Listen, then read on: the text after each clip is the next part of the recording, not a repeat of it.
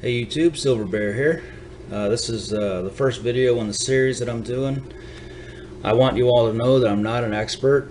Through all these videos, I'm just going to explain what I know about the particular type of silver that I'm going to show and how I can pass on my knowledge to new people that are collecting, so that way you don't get burned on stuff. I mean, if no one's there to tell you, you're going to get burned here and there. I mean, it's going to happen. But if you have people helping you along the way, the chances of that are less likely.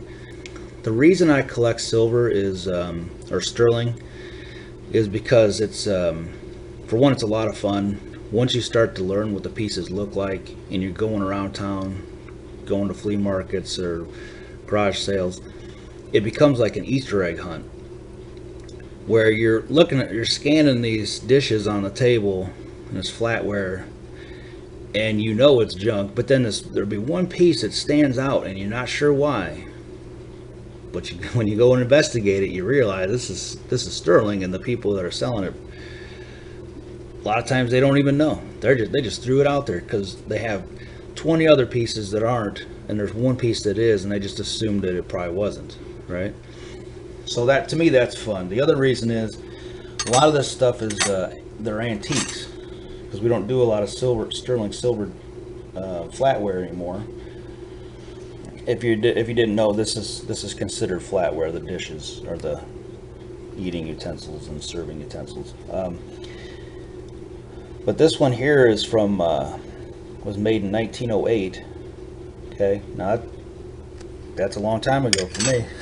So I'll hang on to that.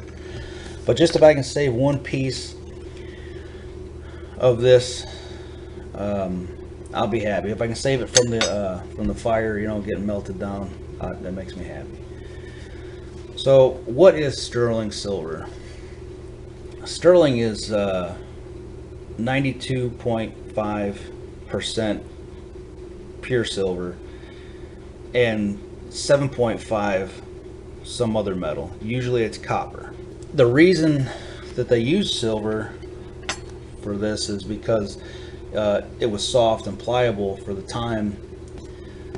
It was easier to make. You can hammer it and stuff. But pure silver, when you make stuff like this out of pure silver, it gets dinged up and it's too soft. So they figured if they mix it with an alloy, it'll be hard enough to withstand wear and tear, and it'll last longer. So, and it'll look nicer. So that's why sterling is what it is. They made it just hard enough to be useful. Okay, so how do you know something is silver? How do you pick it out? Well, here you have a sterling spoon. One thing you can remember, see this design here, you can see through it. It's very intricate, very detailed.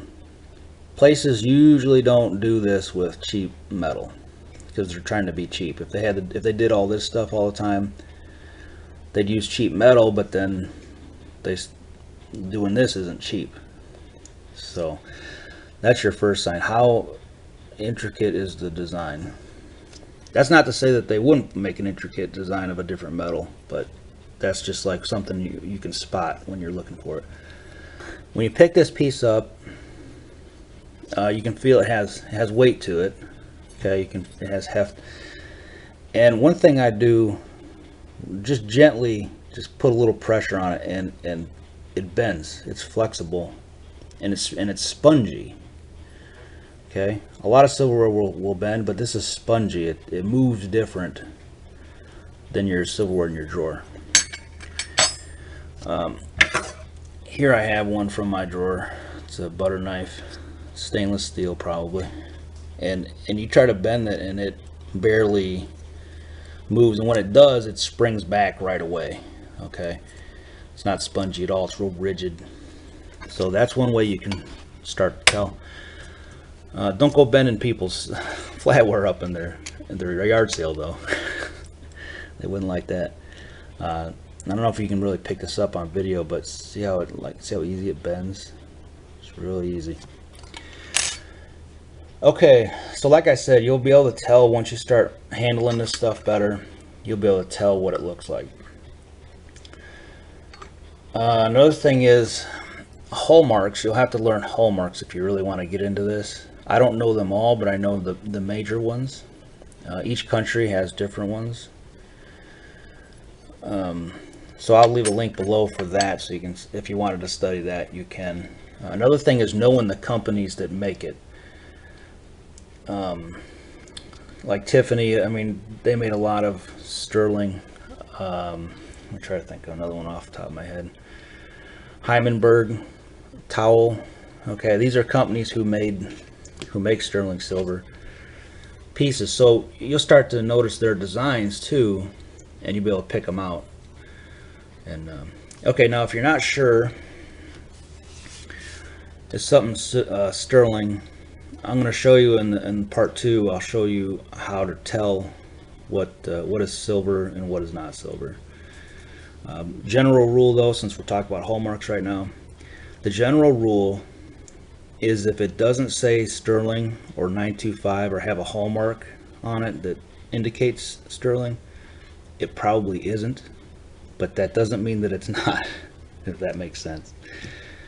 There's no law that says you have to mark your sterling silver, but you can't mark something sterling that isn't sterling.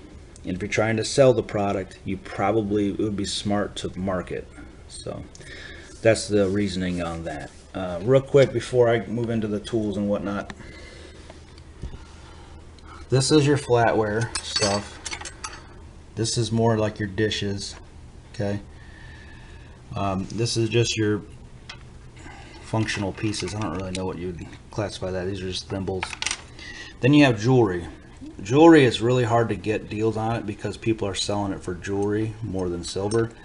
This stuff here no one really uses, so this is sold mostly as jewelry or antiques, which if it's sold as an antique, you're not going to get a good deal on it.